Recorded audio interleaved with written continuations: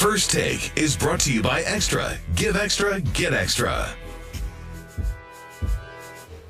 Our next guest led the Baltimore Ravens to victory in Super Bowl 35, where he was named Super Bowl MVP, and again in Super Bowl 47, a three-time Pro Bowler and three-time AFC Defensive Player of the Year, and now, of course, an ESPN analyst and an author. Your new book, I Feel Like Going On, Life, Game, and Glory. Welcome to the desk, Ray Lewis. Thank you. Pleasure to see you. Guys. Look, man, we running out of time, so let me get right to it, okay? Why this book? Why now? Yeah, everything got quiet. I retired. I let the story die down, everything, and I think now a lot of people seen my story, but nobody's ever told my story. And so I think with all of the requests and all of the things that I've been asked to do, man, from the cancer patients to people suffering with this, people suffering with that, it's like my opportunity to say, you know what? You may have seen part of my story, but I promise you, if you keep going, you know, there's glory on the other side of it. So I thought it was appropriate time. Okay. Pardon the harsh transition here, but we got to talk some football, and we're about out of time. Yeah. Your Baltimore Ravens. Yeah. How much are they missing having a you in that locker room right now? Yeah, it's different. It's different. They have to start all over, right? And you see franchises go through things like this, but they don't have that cornerstone yet, right? And for years they was graced with that, right? It was what we created in Baltimore, what Oz and Newsom did in 1996, and now they have to create that. When you see, you know, the games, it's the offense one week, it's the defense the next week, and then you look for that one person that you say, who is that one person, right? That they go to. Who is it? Yeah, is it Steve Smith? Is it? Well, you know, Steve is he come from another place, so it's a little bit different because he's a leader of his own, right? He plays the game one way, but it's going to have to be somebody that's going to be looked towards the future, right? What does the future look like for the Baltimore Ravens? So many questions about Peyton Manning right now. I'm wondering whether or not you believe he has an even better opportunity to win than in recent memory because of that defense, and I know how you feel about defenses, or are you noticing a decline of Peyton Manning? Well, listen, you know, everything declines, I think, but when you see the way Denver's defense is playing football right now, you can win a Super Bowl with a quarterback with that type of experience. Because anytime you have that type of experience, if you're Peyton Manning, you don't have to do everything.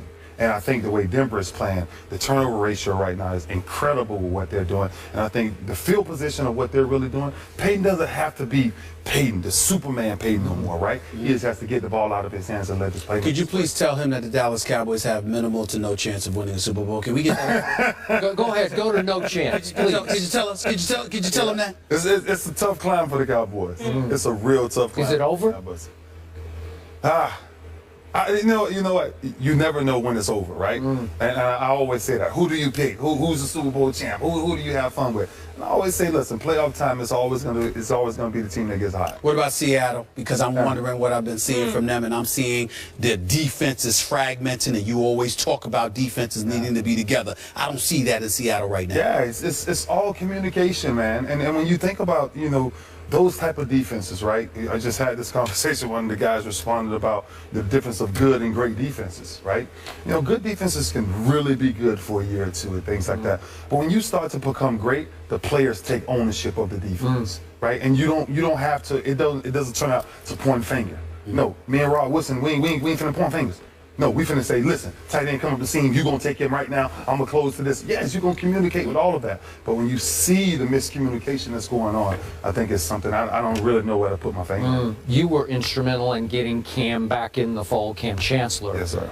And a lot of people began to view him as a savior for that defense, which I thought was a little unfair to him. Would you agree with that? How he's the boom of that defense. Yeah, he's definitely the mentality of that defense, right? When you think about Seattle and everything that they do, he brings fear when it comes to how is that defense looked at. But when you talk about the savior of that defense, it's just so many other pieces, so many unsung heroes. I think they have one of the greatest 4, 5, 6-man rotations from their defensive line that really makes them a dominant football team. What were your thoughts about Chip Kelly when you heard all this news in the offseason, a myriad of complaints that we don't even have enough time to get into, but you heard what you heard about Chip Kelly in Philadelphia, and then you saw them perform. What are your thoughts about what's been going on in Philadelphia and what's going on there now? You know, I think my real thoughts is I would love to sit down and ask him, like, when you made that transition to get rid of all of those people, right? How did you convince DeMarco Murray to come here? How did you convince someone to go from that style of running north and south to now east and west? Because I think Philly doesn't move without DeMarco Murray.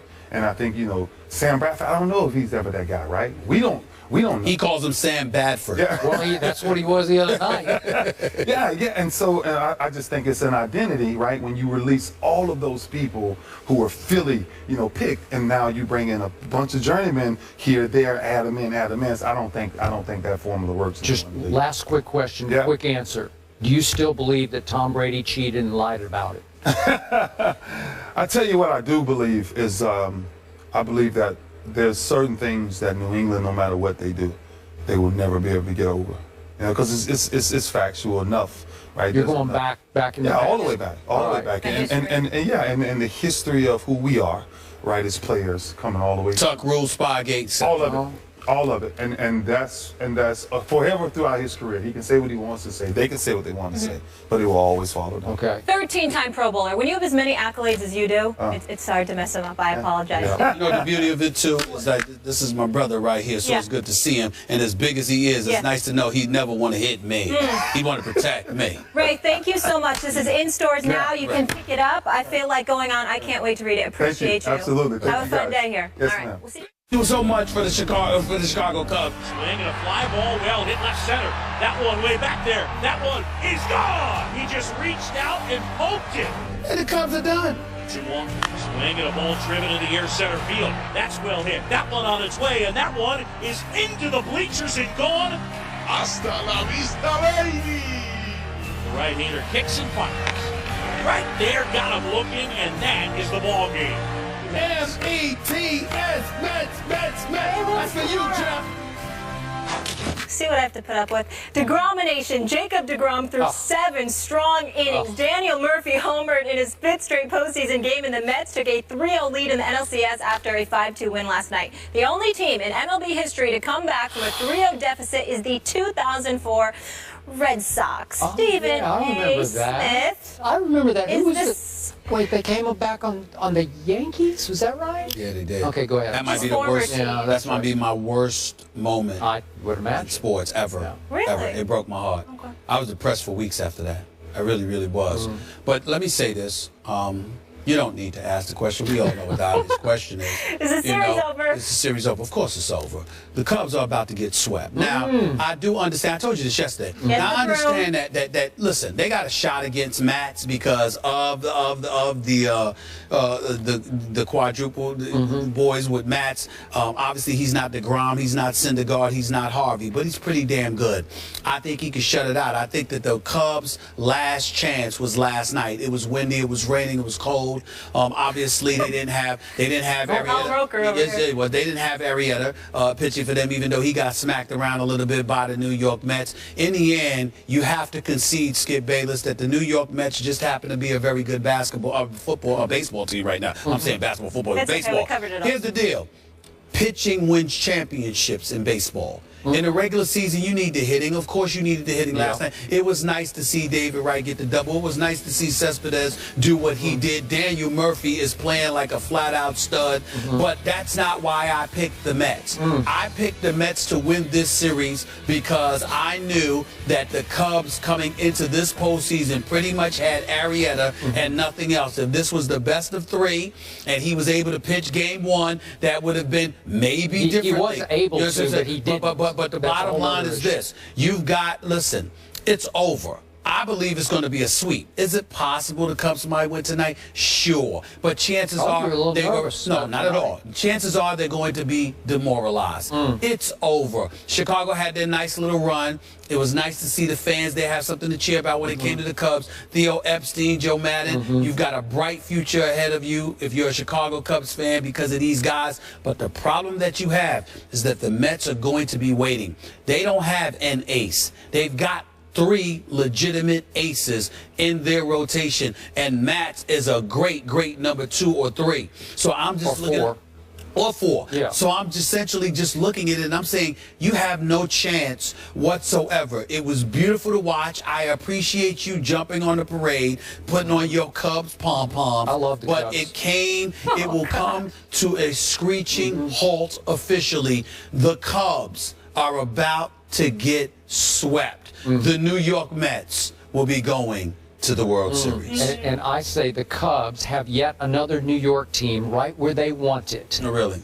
Down 0-3 with a chance to make history. How could it be better written than this? This is perfect. Storybook. And yet, I've got to ask you. You don't even believe that. I do believe it because what I got to question you about, Mr. Baseball expert that you suddenly are. Yeah, between Jeff and my dad, I'm good. I'm good. What is completely shameful to me is I've known a whole lot of New York Yankee fans in my time, and all of those self-respecting Yankee fans, there is no way they could even utter the name Mets on national TV. Yeah. They just couldn't even speak it. And you are cheerleading for the Mets. May I answer that for you? Dan, May I answer that for you? Wow.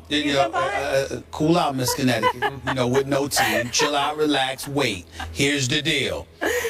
It's really, really nice that you would bring that up, Skip Bayless, because most fans are not as forward-thinking as I am. Oh. They are caught up in the moment, and they're very frustrated. I must admit, it was nauseating to see Alex Rodriguez smiling ear to ear after the way he performed in yet another postseason, breaking the screen, throwing a football to Jay Glazer. That's about how he threw in the field during the season, especially the postseason, but that's another subject for a different matter. And I love me some Mark Teixeira. It was great seeing him here with Mike and Mike, but damn it, I'm tired of seeing him smiling in the postseason when he's always hurt when we need him most. And I love Mark Teixeira, but damn it, I needed you out in the field. Having said all of that, let me say this.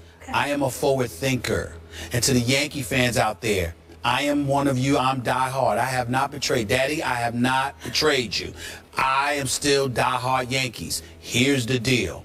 What is the ultimate source of inspiration for the New York Yankees? If you have a scintilla of Steinbrenner, meaning George Steinbrenner, the late George Steinbrenner, the former owner for the New York Yankees, God rest that wonderful man's soul. Here is the deal. What is the ultimate source of motivation?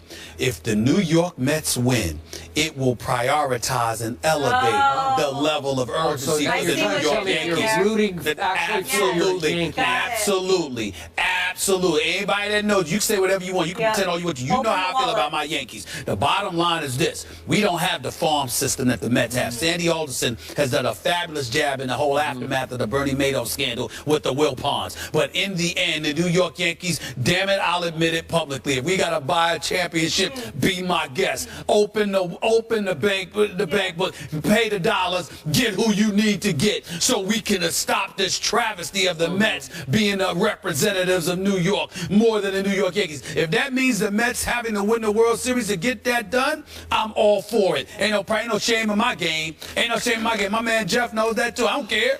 I don't care. Whatever it takes. As the late, great former Mets manager Yogi Berra once said, it ain't over until it's over. It's completely over. I promise you the Mets will not depart Chicago without the National League pennant. It is over. Yes. Y'all can sit up there, Chicago. Love y'all. Great sports town. Sayonara.